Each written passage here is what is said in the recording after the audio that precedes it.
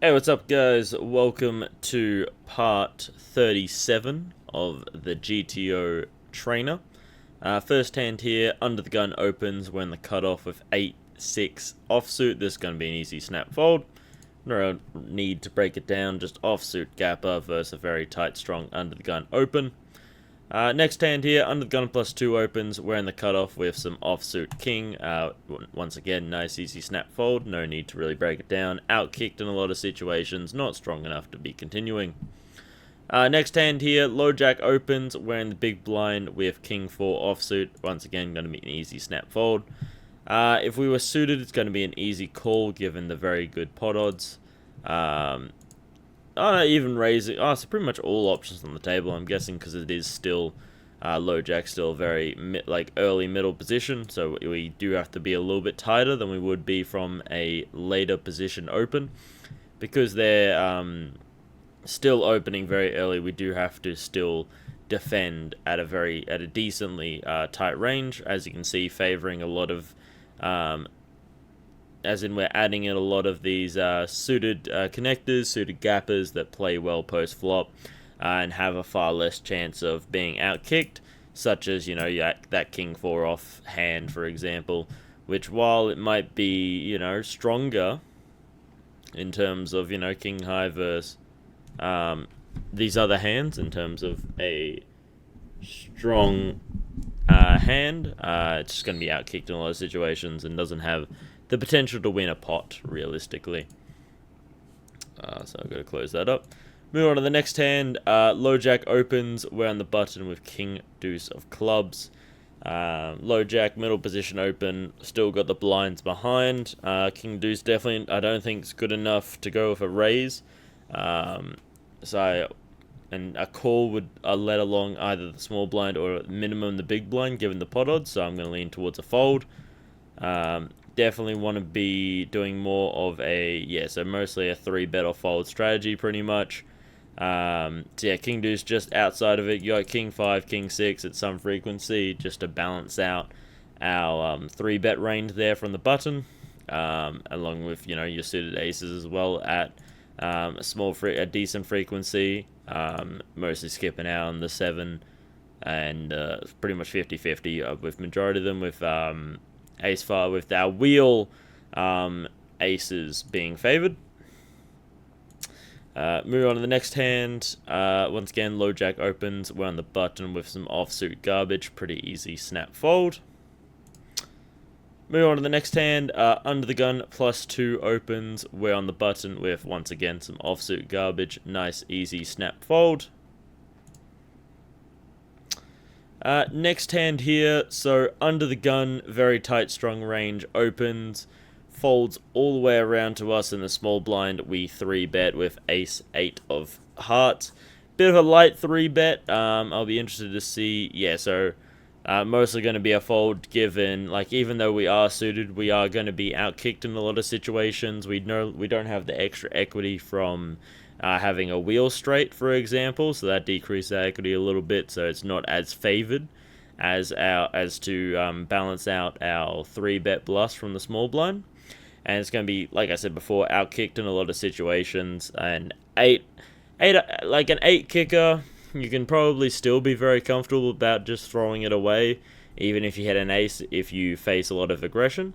But it's definitely harder to throw away than, for example, if we're looking at those wheel aces, like your 2, 3, 4, 5, for example. Very easy to kind of just throw away, not get too connected to it. So it's definitely I can definitely see the fold here at a higher frequency, even given the suited.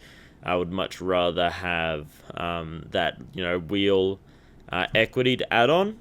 So big blind gets out of the way. Under the gun then comes in with a 4-bet. And we're back here in small blind. Don't see any reason. There's definitely no raising. Don't see any reason to call, given those exact same factors with the 3-bet in the first place, for example. So I'm kind of leaning towards just a pretty easy fold, given that we are also out of position, and we are most likely, and we don't want to be playing a big pot heads up out of position. If we call there, then there's going to be about basically stack to pot ratio of 2. And even if we do hit our hand, unless it is a flush, we're pretty much going to be snap folding in a lot of situations. So yeah. So I was saying it's incorrect move just because I was looking at that. But yeah, the fold, very easy decision there. I would assume that we're playing a very, very tight. So yeah, we're calling with a lot of our hands that have either implied odds, if they hit, and also have a bit of post flop potential that are also going to be able to hit a lot of boards that, as you can see on the right hand side, this extremely tight, strong under the gun range isn't going to be hitting. Like for example, our suited connectors, they're under the gun's unlikely to have those. So we're more likely to be hitting those like low straighty boards. And then we also got the implied odds of a lot of like our queens all the way down to 4s. We're even folding queens at a little bit of a frequency, given how poorly they play up against this under the gun 4 betting range. But it's still in there given the implied odds of if we hit our set, we can hit a really, really big, we can win a really, really big pot. Given that the under the gun will most likely pay us off in a lot of situations, given the strength of their range, especially if, for example, if a board comes ace high with a queen, for example, or ace high with and we hit our set on an ace high board, especially a dry static one, we're pretty much going to be able to get all the money in, especially given the stack to pot ratio as well, and then we can also pretty comfortably just throw it away should we not hit our hand without getting too married to it or too committed to it or too connected with it. And kind of get too attached and want to hold on to it, and you almost go like, oh, I've got the premium hand, though I don't want to give it up. But, it's far easier for us to kind of go like, if we got pocket sixes here, board comes ace, queen, king, we can very easily just throw our sixes in the muck and not really think twice about it. Moving on to the next hand. Let me make sure that's closed. So moving on to the next hand, under the gun +1 opens. We're on the button with an offsuit ace. This is going to be an easy snap fold. This would be an open from the button, obviously opening very wide, up against what is a very tight, strong under the gun +1 range. We're pretty much, in addition, given that we both have the blinds behind, we do have to play mostly a 3-bet or fold strategy. A little bit of calls in there as well, given that we are in position, but we just don't want to be playing multi-way pots at all, even if we are in absolute position. And, if we create a pot odd situation where small blind and big blind are incentivized to pretty much call with any two, which they would be, they're just going to come along, especially if we're talking about real live poker, where players are most likely going to want to see a flop in a lot of situations. Hence why you got to be raising at a far higher frequency in live poker, because players are more likely wanting to see those three the flop. So yeah, we're gonna have and then a6 just not playing well up against that under gun +1 range, outkicked in a lot of situations, and just not a lot of equity to fall back on. Next hand here, once again under the gun +1 opens, button calls. Even though pot odds is definitely there, I don't think Jack 6 has those odds at all. Pretty much, we could be outkicked by either one of them. Our 6 could. Actually, no, our 6 probably wouldn't be outkicked, but we're just plenty out of position to 2 plays as well, which might get ourselves into more trouble than it's worth, in all honesty. So I reckon this is going to be an easy fold. I would be interested to see. So yeah, we're calling with pretty much things that have a little post flop potential, and then kind of raising a lot of our hands for value, even mixing in with our suited connectors as well. So yeah, that all makes pretty much well sense. So yeah, even given that we're getting fantastic pot odds, the hand just doesn't reflect what the pot odds are. Moving on the next hand here, small blind limps. We're in the big blind with 6-5 offsuit. No need to raise it up, no need to bloat the pot. So we're just going to check that back.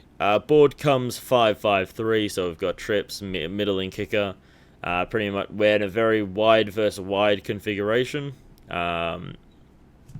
So we can either go about that 75%, or we can go a little bit of an overbet. This board could hit the small blind potentially, but we are blocking one of the 5s. and pretty much any 5 in the small blinds range we're probably losing to. Like, we're only really being, what, 4-5 and 2-5, really. So if they've got a 5, we're pretty much screwed, essentially.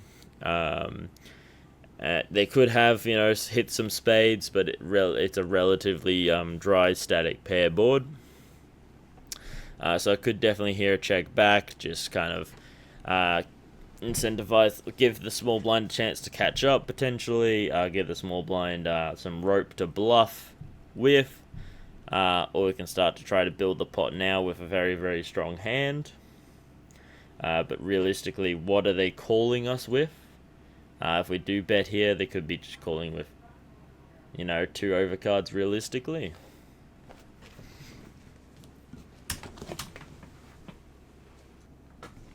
So yeah, I reckon we do go. I reckon we do go with a larger sizing.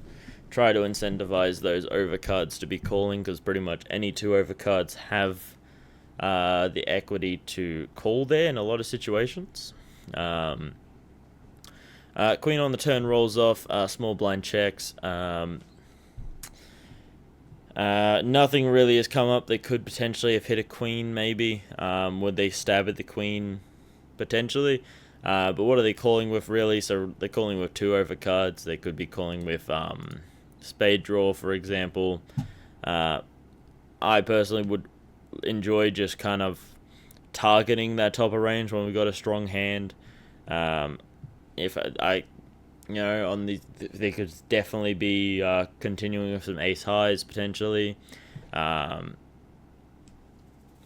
Don't really know what there would be. What the I can't remember what the small blinds opening range is realistically. What were they saying on this? So they're saying should have checked back. Okay, well that's fair enough. But yeah, I prefer in this situation to just try to keep on piling the money. Just try to get as much money in there while we think are good before the board gets kills the action pretty much. So I could even like an overbet here, for example. I reckon we just go about pot size. They just don't have any solutions for this. They check again. We definitely have the best hand here. They don't have pocket 3s. They don't have pocket queens. They don't have pocket 10s.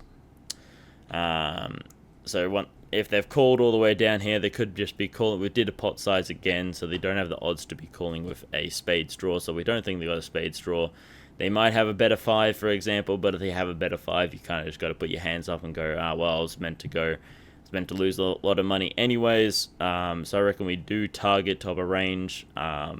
Could get called by non-believing ace highs, non-believing king highs, for example. Hopefully he hit a queen, hopefully he hit a 10 that he would be calling with. So I reckon we just try to go for a big sizing, in my opinion, and he folds.